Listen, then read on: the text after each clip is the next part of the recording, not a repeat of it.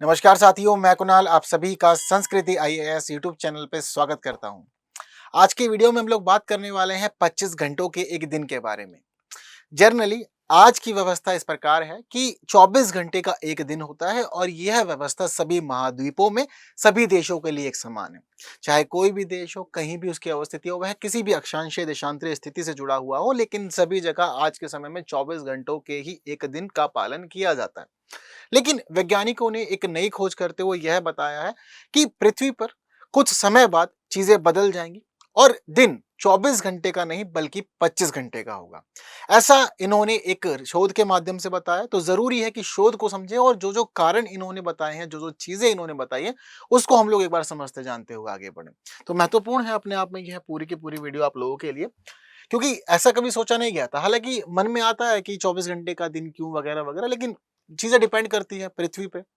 इसके अलावा पृथ्वी किस प्रकार से सूर्य के आसपास चक्कर लगा रही है, साथ साथ चंद्रमा की क्या क्या स्थिति बनी हुई है, इनके ऊपर तो निर्भर करता है कि कैसे कैसे घूम रहे हैं। उसी के आकार पे, उसी के अनुसार हम लोग के दिन और रात निर्भर करते हैं। 24 घंटे का हम दिन मान चुके हैं और चीजें ठीक ठाक ही चल रही है। अभी भी हमें कुछ खास महसूस नहीं होता कि परिवर्तन हो रहा, लेकिन ये कह रहे हैं कि चीजें बदल रही हैं और आने वाले समय में एक बड़ा बदलाव देखने को बिल्कुल मिल जाएगा।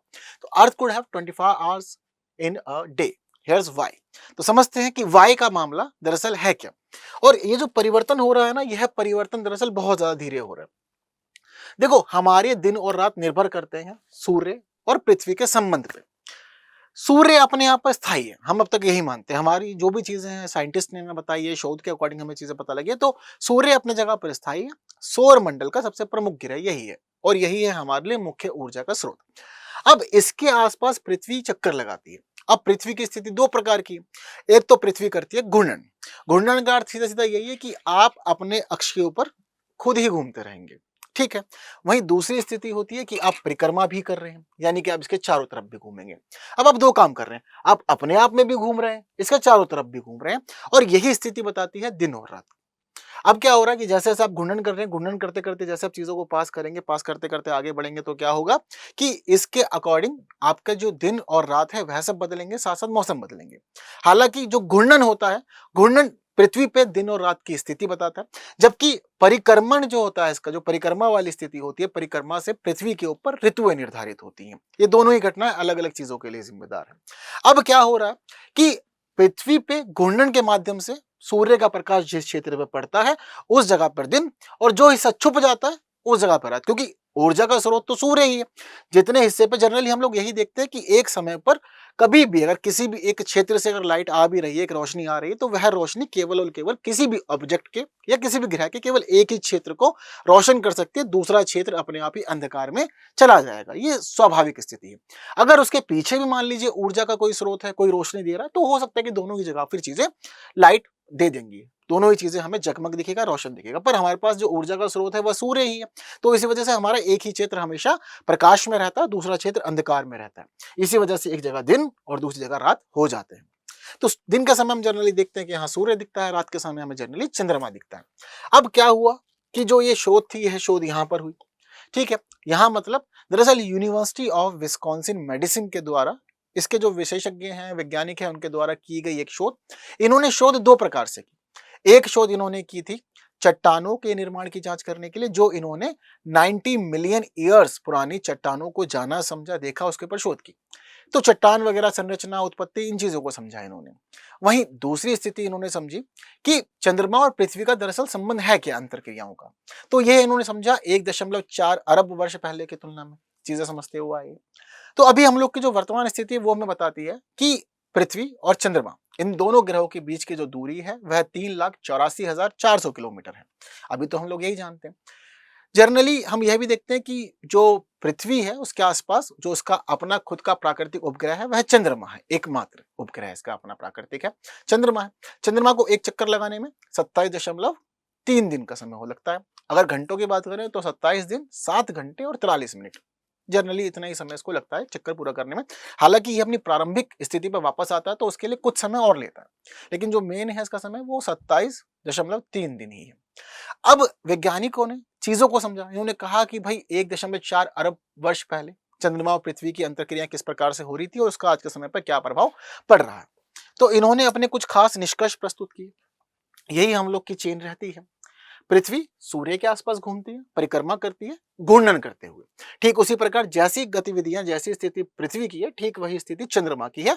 चंद्रमा भी पृथ्वी के आसपास परिक्रमा भी करता है, घूर्णन भी करता है, यह भी दोनों के दोनों काम करता है। एक खास चीज और है कि चंद्रमा का अपना खुद का वायुमंडल भी है, हालांकि वो बहुत कमजोर स्थिति में पर है इसके पास में। अब यही स्थिति चल रही है सारी की सारी। अब इसी स्थिति में हमारे जो वैज्ञानिक है वह बताते हैं कि दरअसल चंद्रमा पृथ्वी के आसपास परिक्रमा कर तो रहा है, लेकिन परिक्रमा करते करते धीरे धीरे धीरे धीरे ये पृथ्वी से दूर जा रहा है। यह प्रक्रिया बहुत ज्यादा धीरे हो रही है, यह इन्होंने यहां पर स्पष्ट किया। तो धीरे धीरे दूर जा रहा है। कितना दूर? अभी इन्होंने बताया कि देखिए, अभी आज का जो अनुमानित स्थिति है वो यह बताती है कि 1 वर्ष के दरमियान अपनी परिक्रमा करते हुए चंद्रमा पृथ्वी से लगभग 3.82 सेंटीमीटर दूर जा रहा है। इन्होंने यह भी कहा कि देखो, ये जो स्थिति है ना, ये जरूरी नहीं है कि हर वर्ष सेम रहे।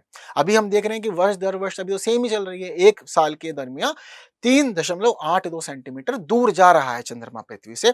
लेकिन इन्होंने कहा कि यह बदल भी सकता है, क्योंकि हम देखते हैं कि महाद्वीपीय विस्थापन का सिद्धांत हम लोगों ने पढ़ा, वहीं इनका अपना गुरुत्वाकर्षण बल भी है। तो ये चीजें प्रभावित करती है, और प्रभावित करके ये एक दूसरे को, जो दूरी है, जो बढ़ती हुई दूरी है, इसकी जो भी स्थिति है, चाहे अभी 3.82 सेंटीमीटर है, तो ये बढ़ भी सकती है, घट भी सकती है, यह सब कुछ भी हो सकता है। इसमें ऐसा नहीं है कि मतलब एक ही जगह पर टिक करके सारा का सारा मामला चलेगा। ये भी हमें यहाँ पर समझ में आया। अब इन्होंने बताया कि ऐसा क्यों हो रहा है। इन्होंने पहले तो देखा कि भाई बदलाव हो रहा है या नहीं हो रहा है। इन्होंने कहा देखो, बदलाव तो हो रहा है, चंद्रमा पृथ्वी से दूर तो जा रहा है। फिर उन्होंने कहा क्यों, यह भी समझना होगा। तो इन्होंने यह जिम्मेदार माना है इसके पीछे पृथ्वी और चंद्रमा के बीच में लगने वाले ज्वारीय बल को। जनरली हम लोग जब जब ज्वार भाटा वगैरह पढ़ते हैं तो उस दौरान हम लोग पढ़ते हैं कि हाँ, पृथ्वी के ऊपर जो तरंगे हैं, जो जल की स्थिति है, यह चंद्रमा का गुरुत्वाकर्षण बल प्रभावित करता है चीजों को, जिसको हम लोग इन दोनों के बीच का ज्वारीय बल के रूप में जानते हैं, चीजों को पढ़ते समझते हैं। तो उसी वजह सब चीजें हो रही है। तो उन्होंने बताया कि जो ज्वारीय बल है, जो गुरुत्वाकर्षण संबंध है इन दोनों ग्रहों का, वही सभी चीजों के लिए जिम्मेदार है, और यही जिम्मेदार है चंद्रमा को पृथ्वी से दूर करने के लिए। अब यहां पर इन्होंने एक चीज और बताई कि अब जैसे जैसे पृथ्वी का एकमात्र उपग्रह यानी कि चंद्रमा पृथ्वी से दूर जा रहा है, तो उन्होंने बताया कि इसके दूर जाने की वजह से हम यह भी देख रहे हैं कि पृथ्वी के घूमने की, यानी कि अपनी जो घूर्णन की गति है, वह घूर्णन की गति भी धीरे धीरे धीमी हो रही है। तो अभी पृथ्वी का जो घूर्णन 24 घंटे में पूरा हो जाता है, आने वाले समय में ऐसा होगा कि पृथ्वी का यही घूर्णन 24 घंटे नहीं बल्कि 25 घंटे में पूरा होगा। लेकिन इन्होंने यह भी बताया कि यह स्थिति अचानक से भी तुरंत नहीं हो जाएगी, इसको होने में समय लगेगा, और लगभग 200 मिलियन वर्ष बाद हम ऐसी सभी स्थितियों को देख पाएंगे जब पृथ्वी पर 25 घंटे होंगे और सभी के लिए बराबर होंगे, चाहे आप किसी भी कॉन्टिनेंट में हो या फिर आप कहीं भी देश हो, और आपकी अक्षांशीय देशांतर स्थिति कोई भी हो। चीजें क्लियर है? बढ़िया। तो एक प्रश्न सरल सा आप लोगों की स्क्रीन पर कि पृथ्वी के निम्नलिखित में से कितने प्राकृतिक उपग्रह हैं, जल्दी से आप लोग अपना आंसर कमेंट कर दीजिए। वीडियो पसंद आई है, अच्छी लगी है, इन्फॉर्मेटिव लगी है, तो बाकी साथियों तक शेयर भी करना है। वीडियो को लाइक की बिना नहीं जाना, बने रहना है ऐसी इन्फॉर्मेटिव वीडियो के लिए संस्कृति IAS यूट्यूब चैनल पे।